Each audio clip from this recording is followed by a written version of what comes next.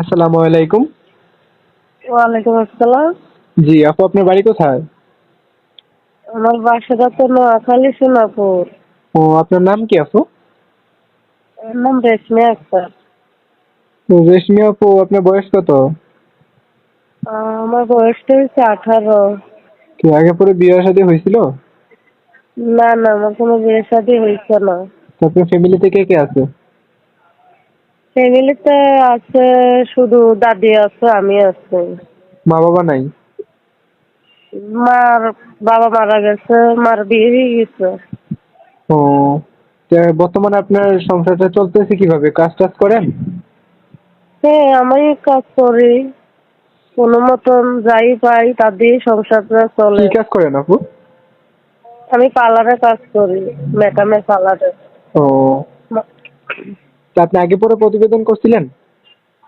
না না, আমি কখনো প্রতিবেদনে আসি নাই, নতুন আসছি।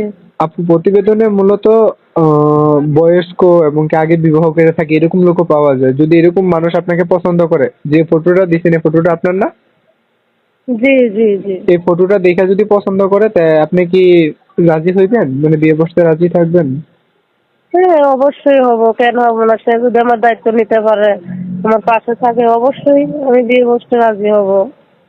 আচ্ছা আপু, যে আপনার সাথে যদি কোনো দেশ বিদেশ থেকে দর্শক আপনার সাথে যোগাযোগ করতে চাইলে কিভাবে যোগাযোগ করবে? কোনো নাম্বার আছে আপনার?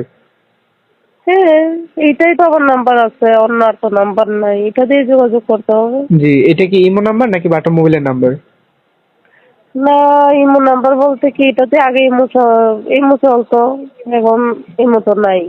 ও, আচ্ছা ঠিক আছে, আপনার নাম্বারটা আমার ভিডিওর স্ক্রিনে দিয়ে দেবো, ঠিক আছে? যদি কোনো দর্শক আপনার ফটোটা দেখা আপনার কথাগুলো শুনে যদি ভালো লাগে আপনাকে ফোন দিবে, আপনি ধরে কথা বলেন, ঠিক আছে?